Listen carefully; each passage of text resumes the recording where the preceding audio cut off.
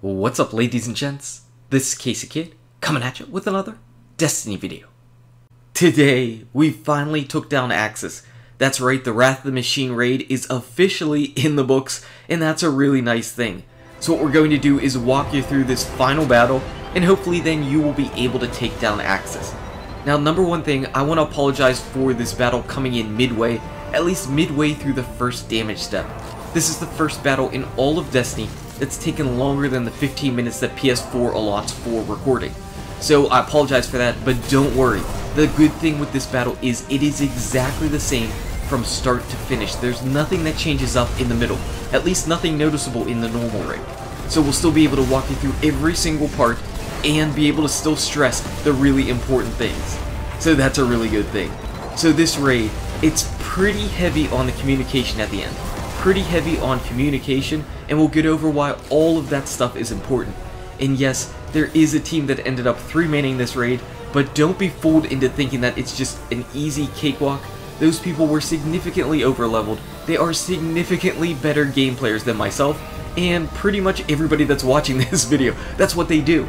So don't think that that's your benchmark and that's your measuring stick for the raid. It's going to be plenty challenging, and plenty of people are still pretty underleveled for the raid as it is. In fact, I believe I'm the only person in this raid group that is over 370 light. I believe I'm actually 376 here. Everybody else is just under 370 but above 365. So that's maybe your benchmark as far as what you might need to be or do as far as your light level is concerned for getting into this final section of the raid and completing it. Now in the beginning section here, we have 2 people split up middle, 2 left, and 2 on the right.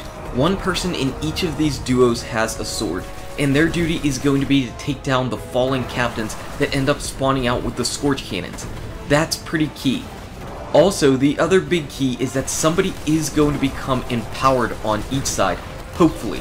If not, if it gets doubled up, you're going to have to move an empowered person into each area, because the only way you're going to be able to do damage to Aksis is to stun him, and the only way you can stun him is by expanding your empowerment on its back and dunking it, and then boom, you can go ahead and stun Aksis and then start doing the damage to him.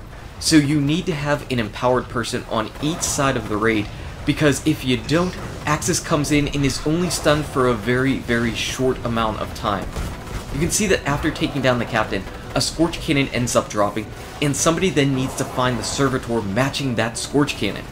I'm actually moving the Scorch Cannon back over here to the middle, because you're going to want to keep your Scorch Cannons around you and take them to the final damage step for each round, because Scorch Cannons deal out a ton of damage.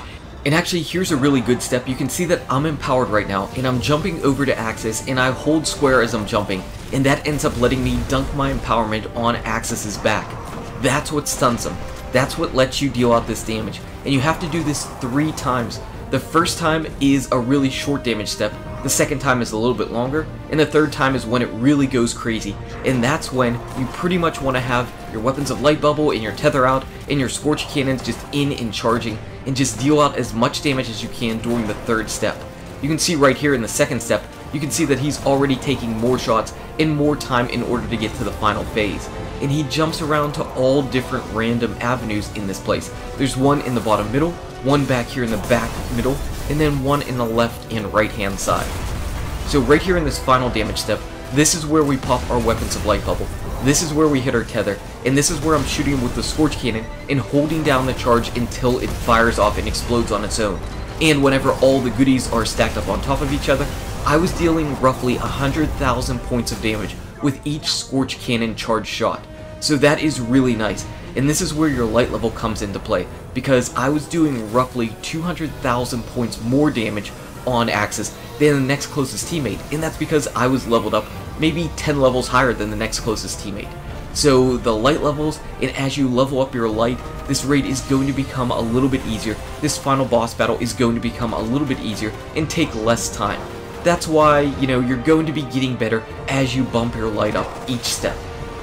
Okay, so I'll say this thing right now. You know from yesterday's video that I was rocking out a Stormcaller. And a Stormcaller is fine, I would say, for most avenues of this particular battle, except for maybe the middle.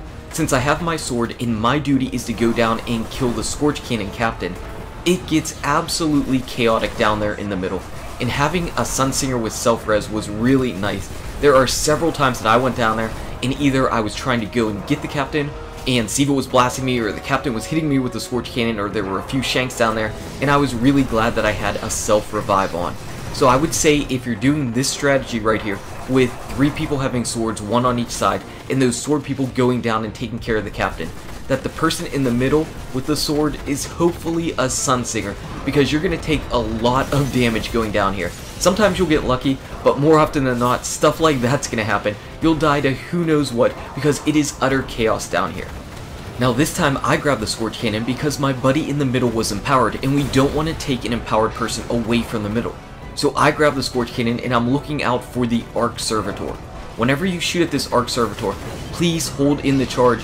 You have to hold in the charge until it explodes, and only that will then kill the Servitor. Then the Servitor drops a Siva charge, everybody throws the Siva charges to knock down Aksis' shields, and then you can deal out the damage. You do not need to throw the charges all at the same time like you do with bossing, so just keep that in mind. You can see right here I became empowered afterwards, and I'm saying that I am empowered and on the left hand side, but we already have somebody empowered on the left, so I'm running over to the middle just in case Aksis comes over here. He didn't, he went on the left, but it's okay because we were at least prepared in case he came into the middle or right hand side. We had an empowered person in all 3 other avenues. So right now I'm still empowered and I am still in the middle, but I don't want to move because we still have everybody in place that's empowered and ready to go. And this is why I say that communication is going to be absolutely vital. And try to watch out the chatter too a little bit, because it gets to be a little bit chaotic if everybody's calling out some different things. Really the important thing is making sure that you've got people that are empowered in every possible place, or at least 3 of the possible places that Aksis can be. One person in the middle might have to cover 2 spots, so just something to bear in mind, though you won't have to worry about that whenever Aksis starts spawning in. It's really only for the first one. And now that we did our final damage step on Aksis, we need to run to these back platforms. You've seen me jump on these before, but we haven't talked about those. Basically, after the 3rd and final damage step, if you don't run to these platforms, Aksis will one-hit kill you. This is his one-hit kill move. But the problem is, everybody needs to jump to the exact same platform, because these go away after you use them. So you only get 4 chances. So what we did was we started from the left and went to the right. So starting from the left, going to the right, everybody will at least know what platform to jump to, and that's if you're turned around and looking at the platform. You're going to use that as your bearing for left and right. After that, again, you're back here to just dealing out damage. It's the exact same battle over and over again. But that's a good thing, because this battle is very chaotic. There is definitely a lot of thinking on the fly. Like I said, you really need to communicate who the empowered person is, and your #1 focus should be making sure you've got an empowered person in the middle, on the left, and on the right hand side, because you don't know where Aksis is going to spawn in. So there's a lot of RNG that's going on with it, and you really need to rely on your teammates, because every teammate could become very vital. So right here, again, I am empowered, and I've got my sword, and I'm ready to go and face down the captain. So I'm going to run in right here, and you can see that it's just utter, absolute chaos. I died. Whenever I died, I lost my empowerment. So I am not empowered. Somebody else is going to be empowered. And because I'm not empowered, I actually need to go ahead and grab that Scorch Cannon. But I was taking so much damage, I just needed to back off a little bit, and my teammate was blocking me on the stairs just a little bit. It is so chaotic right now. And so I've got the Scorch Cannon, and I'm hearing that it's over here on this side, and I'm here just in the nick of time. Fire off the shot. I'm holding down the charge the entire time. I know there are some things that are going on in this raid that you don't actually get to see, like you don't get to see me holding down the charge shot. You don't get to hear our communication of, hey, you know, you need to move over to the other side. Some of those communication things, that's why it might seem a little bit random what I'm doing, but trust me, there is communication that's dictating exactly where we're going, absolutely. And you'll get that feeling and you'll get that sense as you jump into this battle and do it. You'll see some of the stuff that I'm talking about.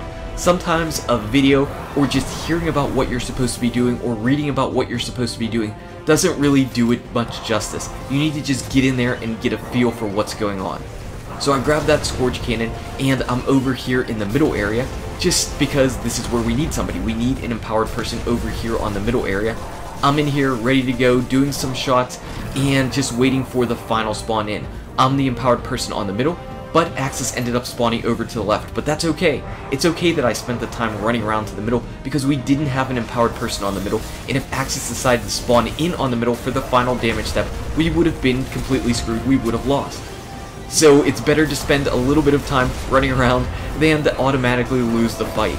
And the good thing with this battle is you do not need to be 100% perfect with your damage. You do not need to be 100% perfect because there's a little bit of leeway in it where you can pretty much take down Aksis still even if you haven't done maximum damage the entire step or entire way through. So we're using our last platform and you can see where Aksis's health is. He's not all the way dead yet, but it's okay. We're just going to go through this battle one final time and then we're going to be able to take him down.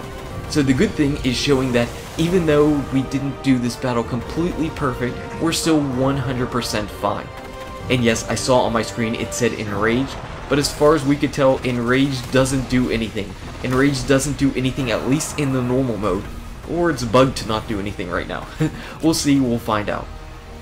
If you want to keep those red Siva mist balls away from you, keep your line of sight away from Aksis. Because whenever he sees you, that's whenever he spawns in those mist balls, and they hurt a lot. They deal all kind of damage over time, but they seem to tick up really quickly and deal really nice chunk damage to you. So try to always keep something in between you and Aksis's line of sight to avoid that, because it's already bad enough with those shanks. Those repeater shanks deal out some nice damage to you, and then there's the Aksis blast, and all of the stuff hurts. It hurts a whole lot. But again, this is only the first weekend of the raid. We're going to get better strategies. We're going to get better at the raid. I've got my sword and I'm ready to go to take down this final Void Captain, but you can see that Aksis is just up there picking me off, and that's why I say having a Sunsinger right here in the middle is going to be absolutely vital. Now I'm grabbing the cannon before I leave because again, we have an empowered person in the middle. So it's my job to then go ahead and leave and find the Servitor, the Void Servitor, and I believe he's over here on the right hand side. He's just not out yet. Oh, there he is. So I go ahead and shoot, and I just hold down my charge until it explodes, and someone's going to grab that Siva charge and throw it at Aksis right in the middle of the battle. Now I'm going to drop my cannon right next to me, and I'm going to keep really tabs on that because I want to move that cannon around to wherever the final damage step is, because that's when we finally get off those shots.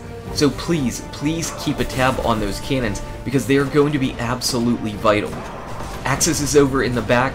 We start dealing out the damage. I call out that I'm empowered on the right hand side. I turn and look. I try to start running towards where he might spawn in. He didn't spawn in here, but that's okay. That's okay. It's okay that he's over on the left hand side because we just were prepared. We had somebody on the left, we had someone on the middle, and I was over here on the right. I'm getting a few sniper shots in, and we're just getting ready to deal out damage for the final step. Again, I'm empowered on the right. I'm calling out I'm empowered on the right, and my number one thing is making sure that I'm focused if Aksis spawns in with me. He didn't. He spawned in the back middle, and I'm looking for my cannon, but somebody already grabbed the cannon and moved it away. So that took just a little bit of time. I was a little bit confused trying to find my Void Cannon. You can see it's right here in the middle, and they ended up taking him down. And what happened was, it wasn't that that damage step was shorter. It was just whenever he gets his final 5% health, he spawns back to the middle, and you need to then deal out the final little bit of damage to him. So fire off absolutely everything that you have right here in the middle. And this is why I say that you do not need to be 100% perfect. Because you'll always have that 5% health leeway, or he'll spawn back into the middle regardless of where he's at whenever you're doing the damage steps to him. So that's pretty nice, and that's a nice way where you don't have to be 100% perfect. You can kind of take your time, but you do absolutely need to make use of those Scorch Cannons. They are going to be your big time damage dealers. And after beating him, I got the primary Chaos Dogma, which is the Scout Rifle. And that's pretty cool. I know a lot of people are really interested in the Scout Rifle. Me, I was just dying for the auto rifle, but I didn't get it. I got 2 of the Scout Rifles, so womp womp. RNG just didn't help me out there at the end. I really wanted that auto rifle. That auto rifle looks absolutely amazing. The auto rifle looks amazing for this raid, so hopefully, next week, hopefully maybe I can get it. Let's take a look at this Scout Rifle. It's 378 light, and they all seem to come with the exact same perks. So let's take a look at this Scout Rifle. It is a slow rate of fire, high impact Scout Rifle. It's got triple tap and triple double. If you proc triple tap with 3 critical hits, you'll get 1 ammo back for triple tap and an extra ammo back from triple double. So essentially only expending 1 ammo for 3 critical hit shots. That's pretty nice. And finally, we've got our endgame screen, all the kills, the really important Siva throws in order to take down Aksis' shield, and the really important Aksis stuns because you can't deal out damage if Aksis isn't stunned. Anyway, guys and gals, thank you so much for watching. If you enjoyed this video, smack that like button and subscribe to the channel. Check out these awesome videos. Good luck with your raids, your drops, your Rise of Iron, and I'll see you around in Destiny. First week Scout, next week